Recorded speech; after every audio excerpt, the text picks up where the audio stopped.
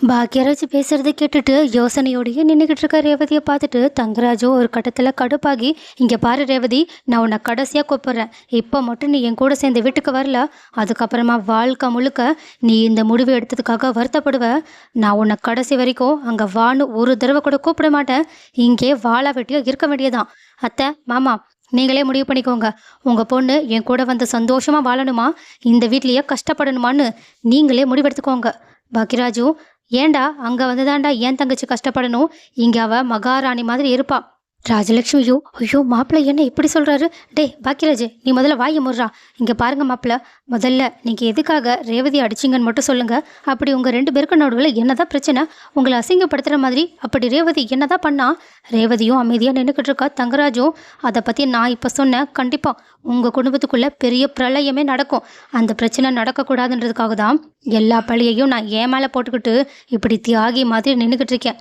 இதை கேட்டுட்டு ரொம்பவே கடுப்பான ரேவதியும், அப்படி என்ன நீங்கள் மிகப்பெரிய தியாகி? நானே உண்மையை சொல்கிறேன்.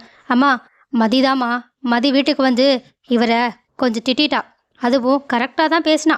அவள் பேசின வார்த்தைகளால் அசிங்கப்பட்டது மட்டும் இல்லாமல் அவளை இங்கே வர வச்சதுக்கான காரணமே நான் தான் சொல்லிட்டு என்னை கோவத்தில் திட்டி அடிச்சிட்டாங்கம்மா. என்ன, மதி அங்கே வந்தாளா? உடனே மதியமே, ஆமாம், நான் காலையிலேயே இவரோட வீட்டுக்கு தான் கிளம்பி போனேன். இவர்கிட்ட நறுக்குன்னு 4 கேள்வி கேட்டுட்டு வந்தேன். அதை பொறுக்க முடியாமல் தான் இவர் ரேவதியை இப்படி போட்டு அடிச்சிருக்காரு. உங்களுக்கு கொஞ்சம் கூட வெக்கமா இல்லை? சுரேஷும், ஏய் வாயை மூடுடி, அப்போ எல்லா பிரச்சனைக்கும் நீ தான் மறுபடியும் காரணமா? உனக்கு அப்படி என்ன தாண்டி பிரச்சனை? உனக்கு ஏதாவது பைத்தியம் கீதம் பிடிச்சிருக்கா? யாரும் நிம்மதியாக சந்தோஷமாக இருக்கிறது உனக்கு பிடிக்காதா என்ன? இங்கே பாருங்க, நான் நிம்மதியாக இருக்கிறது இதோ இங்கே நிற்கிறாரே உங்கள் மாமா தங்கராஜுக்கு தான் பிடிக்கலான்னு நினைக்கிறேன். அதனால தான் ஆரம்பத்துலேருந்து என்னை பழி வாங்குறதுக்காக எல்லா வேலையும் பார்த்து பார்த்து செஞ்சுக்கிட்டு இருக்காங்க. ராஜலட்சுமியும், என்னடி ஏன் முன்னாடியே தங்கராஜா அது இதுன்னு பேர் சொல்லி பேசிக்கிட்டு இருக்க என் மாப்பிள்ளைய? இங்கே பாருடி, உனக்கு என்ன அதிகாரம் இருக்குது ஏன் மாப்பிள்ளையை அசிங்கப்படுத்துறதுக்கு? அதையே தான் நான் இன்னும் கேட்குறேன். உங்கள் மாப்பிள்ளைக்கு ஏன் வேலையை பறிக்கிறதுக்கு என்ன அதிகாரம் இருக்குது? என்ன, உன் வேலையை பறிச்சாங்களா? உனக்கு சொல்லி கொடுக்க வக்கில்லன்னு தான் உன்னை வேலையை விட்டு துரத்தி அடிச்சிருக்காங்க. ஆனால் இப்போது அந்த பிள்ளையை ஏன் மாப்பிள்ளை வேலையை போடுறியாம்? ரேவதி உடனே, அம்மா, யாருக்குமா வேலை செய்ய வக்கில்லன்னு சொல்லிக்கிட்டு இருக்க? அவள் ரொம்ப நல்ல வேலை செஞ்சதுனால தான் அவளை வேலையில் பெர்மனெண்ட் ஆக்கலான்னு முடிவெடுத்திருக்காங்க. ஆனால் கடைசியாக உன் மாப்பிள்ளை தான் அங்கே போயிட்டு மதிய வேலையை விட்டு தூக்கணும்னு பேசிட்டு வந்திருக்காங்க. அதனால தான் மதிக்கு ஆசாசியாக சேர்ந்து இந்த வேலை போயிருக்கு. இந்த விஷயத்த காலையில் தான் அவங்க அம்மா கிட்ட சொல்லிக்கிட்டு இருந்தாங்க.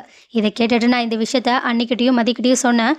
அதை கேட்டதுக்கு அப்புறமா தான் மதி கோபத்தில் வீட்டுக்கு வந்து இவர்கிட்ட 4 கேள்வியை கரெக்டாக கேட்டுட்டு போனான். ஆனால் அந்த அசிங்கம் தாங்க முடியாமல் மதிக்கிட்ட பேச ஒரு வார்த்தை கூட இல்லாமல் அசிங்கப்பட்டு நின்றுக்கிட்டு இப்போது இந்த உண்மை எப்படி தெரிஞ்சிச்சுன்றதை கண்டுபிடிச்சி என் மூலியமாக தான் தெரிஞ்சிச்சுன்றதை தெரிஞ்சுக்கிட்டு என்ன அடித்து என்ன அடைக்கலான்னு பார்க்குறாங்க.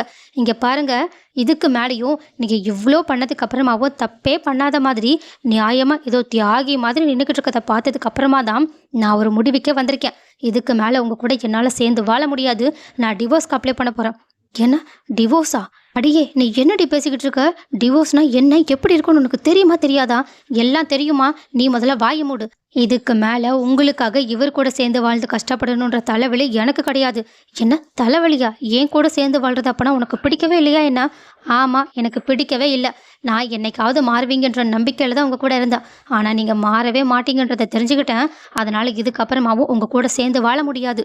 இதை கேட்டதுக்கப்புறமா தங்கராஜும், ஐயோ நிலைமை கைமீறி போய்கிட்டு இருக்கு, பேசாமல் நம்ம மன்னிப்பு கேட்ட வேண்டியதான்னு எல்லாரும் முன்னாடியும் ரேவதியோட காலில் விழுந்து மன்னிப்பு கேட்குறாங்க. ரேவதி, நான் புரிஞ்சுக்கிட்டேன், எல்லாத்தையுமே புரிஞ்சுக்கிட்டேன். தயவு செஞ்சு என்னை மன்னிச்சிரு. நான் தப்பு பண்ணிட்டேன். உன்னை அடித்தது தப்பு தான். இப்போ கூட பார்த்தீங்களா, என்னை அடித்த தப்பு மட்டும்தான் பேசிக்கிட்டு இருக்கீங்க. மதியோட வேலை போனதுக்கான காரணமும் நீங்கள் தான் தெரிஞ்சதுக்கு அப்புறமாவும் மதிக்கிட்ட ஒரு மன்னிப்பு கேட்டிங்களா? நீங்கள் முதல்ல மனசு திருந்திட்டீங்கன்றதை நான் நம்பணும்னா மதிக்கிட்ட மனசார மன்னிப்பு கேளுங்க. அது வரைக்கும் கண்டிப்பாக என்னால் உங்களை நம்ப முடியாது. ஏன்னா நீங்கள் எப்பேற்பட்ட ஆளுன்னு எல்லாரை விட எனக்கு நல்லா தெரியும். இதை கேட்டுட்டு மொத்த குடும்பமும் ஷாக்காக, மதிக்கே செம்ம ஷாக்கு. ஏங்க, நீங்கள் என்ன பேசிக்கிட்டு இருக்கீங்க? கொஞ்சம் அமைதியாக இருங்க. தங்கராஜும், ரேவதி, என்னை அசிங்கப்படுத்தணும்னு பார்க்குறியா? நான் ஒன்றும் உங்களை அசிங்கப்படுத்தலை. நீங்கள் பண்ணுற காரியத்தால் நீங்களே அசிங்கமானவரை தான் இருக்கீங்க. உங்களை திருத்தணுன்றதுக்காகவும் உங்களை சரி பண்ணுன்றதுக்காகவும் தான் நான் இப்படியெல்லாம் பேசிக்கிட்டு இருக்கேன். இங்கே பாருங்கள், ஒன்று மதிக்கிட்ட மன்னிப்பு கேளுங்க, அப்படி இல்லைனா என்னை விட்டுருங்க. நான் உங்களுக்கு டிவோர்ஸ் கொடுத்துட்றேன். ராகவனும், என்ன பண்ணிக்கிட்டு இருக்க? மாப்பிள்ளைக்கிட்டே இப்படி பேசுவியா? தப்பு பண்ணது மதியும் தான். மதியும் மன்னிப்பு கேட்கணும். அங்கே போயிட்டு மதி திட்டு வந்தது தப்பு தானே? யார் என்ன சொன்னாலும் சரி, நான் மதியை புரிஞ்சுக்கிட்டேன். மதி செஞ்சது தப்பே கிடையாது. என்ன சுரேஷு, உனக்கு கூட தெரியவே இல்லையா என்ன? நீயே சொல்லு. நீ ஆசையாக வாங்கின வேலை போனதுக்கப்புறமா உனக்கு எவ்வளோ கஷ்டமாக இருந்துச்சு. எத்தனை நாள் அதை நினச்சி அழுதுருப்ப. அதே மாதிரி தானே மதிக்கும். மதிக்கு வந்த தக்காளி சட்னி உனக்கு வந்த ரத்தமா?